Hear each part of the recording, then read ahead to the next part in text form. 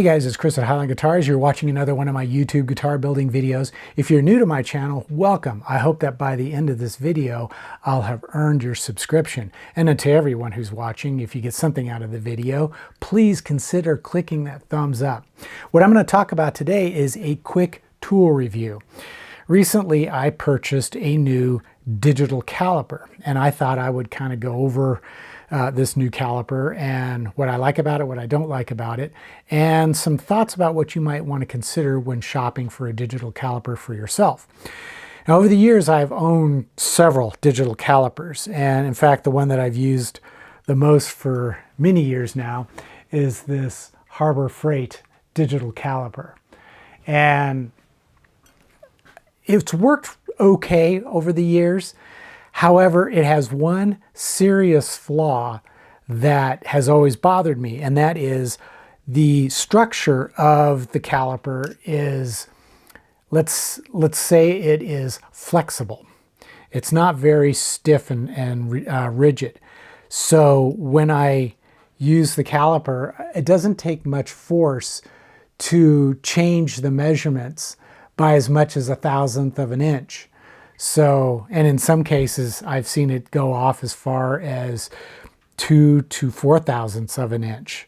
So, not a good feature to have in a digital caliper. So, when I started shopping for a new one, I was looking for one specifically that had a rigid, stiff structure that wasn't going to flex and give me inaccurate, inconsistent readings. And one that kept coming up was this caliper that is branded as Acemeter. And I bought this on Amazon. It was from a store called Qfun.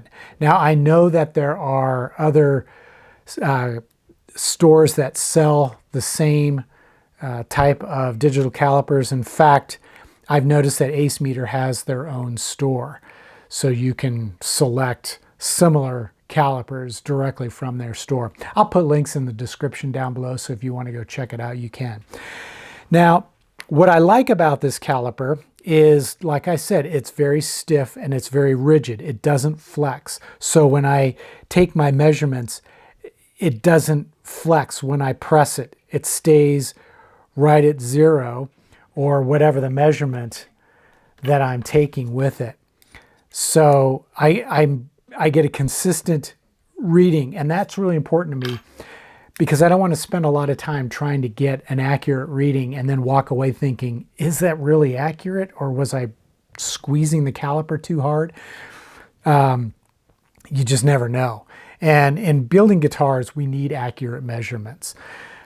The other thing I like about it is the big display. It's very large and it's very clear compared to all the other calipers I've had over the years, this being the worst with the smallest display. This one has, like I said, a nice large display, and it's very easy to read. Now, there are several cons to this particular model. First of all, it doesn't offer fractional measurements. It only offers millimeters and decimal inches. And I know that may be a deal breaker for some because they want to be able to measure certain items as a fraction. For example, here in the US, drill bits, especially smaller drill bits, they're typically marketed as their fractional diameter. So having that ability is important to some folks. It isn't really necessarily important for me because I've got most of the decimal to fraction conversions stored in my memory, at least the important ones. I know that 0.0625 is a 1/16th of an inch, 0.125 is an 1/8 of an inch, 0.25 is a 1/4 of an inch, and I can go all the way up to an inch.